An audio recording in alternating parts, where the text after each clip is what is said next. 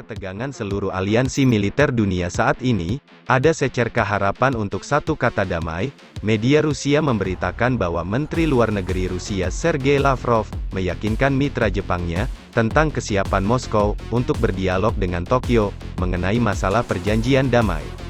Sebelum kita mulai, Maman ingin menanyakan kabar kalian semua Sobat Ryu. Gimana hari ini? Tetap Ryu kan?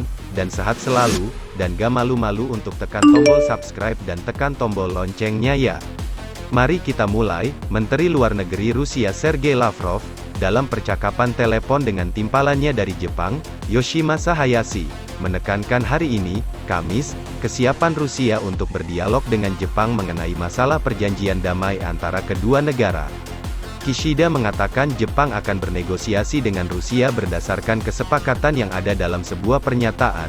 Kementerian Luar Negeri Rusia mengatakan bahwa Lavrov dan Hayashi melakukan panggilan telepon pada hari Kamis, atas inisiatif pihak Jepang, di mana mereka membahas isu-isu perkembangan hubungan bilateral selanjutnya terkait dengan memajukan dialog politik, memperluas perdagangan dan kerjasama ekonomi, memperkuat langkah-langkah kepercayaan di bidang keamanan, serta menjalin hubungan antara kedua pihak di bidang militer dan keamanan, di tingkat internasional.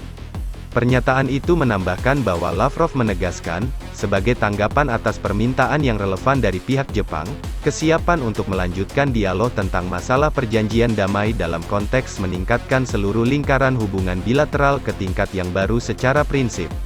Rusia dan Jepang belum membuat perjanjian damai sejak berakhirnya Perang Dunia II karena perbedaan antara kedua negara atas 4 pulau di dalam grup Kuril di perairan Samudra Pasifik. Jepang bersikeras bahwa tidak ada perjanjian damai yang dapat dibuat tanpa mengembalikan pulau-pulau ini kepadanya, tetapi Rusia mengatakan bahwa itu menjadi bagian dari wilayahnya sebagai akibat dari Perang Dunia II dan bahwa kedaulatan Rusia atas pulau itu terdaftar sesuai dengan hukum internasional. Semoga saja persaingan dan persengketaan cepat selesai via paman. Hahaha. Sementara itu di sisi berita lainnya, Rusia menggelar latihan militer di Laut Hitam. Pesawat tempur Rusia Su-27SM-3 dan Su-30M-2 melakukan serangan terhadap kapal-kapal di Laut Hitam. Pada tanggal 24 November Su-27SM-3 dan Su-30M-2 dari Formasi Penerbangan Campuran Distrik Militer Selatan, UFO, melakukan penerbangan pelatihan di atas Laut Hitam. Pilot Rusia bermanuver menyerang untuk memukul mundur serangan udara musuh di pangkalan Angkatan Laut dan melakukan serangan udara pembalasan pada kapal musuh dalam skenario pelatihan, kata Kepala Departemen Dukungan Informasi Armada Laut Hitam, kedua, Kapten Alexei Rulev. Para peserta dalam latihan meningkatkan koherensi tindakan ketika menyerang target permukaan, melakukan aerobatik yang kompleks, taktik intersepsi dan serangan, dan menangkal sarana radio elektronik musuh. Sekitar 10 awak pesawat, kapal patroli Vasily Bykov, serta kapal anti-kapal selam kecil Kasimov dan Yeisk terlibat dalam pelatihan tersebut. Situasi di wilayah Laut Hitam tetap tegang, dan latihan NATO diadakan di sana baru-baru ini. Moskow mengatakan bahwa mereka mengendalikan tindakan aliansi dan mempertimbangkan apa yang terjadi sebagai upaya pengembangan militer Ukraina. Sehari setelah latihan tur Angkatan Udara Rusia di Laut Hitam, wah-wah bermain di ketegangan kayaknya Paman Sam, Amerika kembali memanaskan situasi dengan mengirim kapal perusak Amerika memasuki Laut Hitam.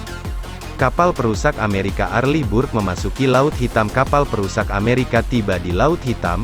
Armada ke-6 negara itu melaporkan, perusak rudal Angkatan Laut AS Arleigh Burke, DDG-51, memasuki Laut Hitam untuk patroli rutin, kata mereka. Tujuan di Angkatan Laut disebut memastikan keamanan dan stabilitas di sepanjang jalur air. Bersama dengan sekutu NATO, Pusat Kontrol Pertahanan Nasional Rusia mengatakan bahwa mereka mengamati tindakan kapal tersebut. Pasukan dan sarana Armada Laut Hitam Rusia telah mulai memantau tindakan kapal perusak berpeluru kendali Angkatan Laut AS Arleigh Burke, yang memasuki Laut Hitam pada tanggal 25 November tahun 2021. Kata militer, situasi di kawasan itu tetap tegang.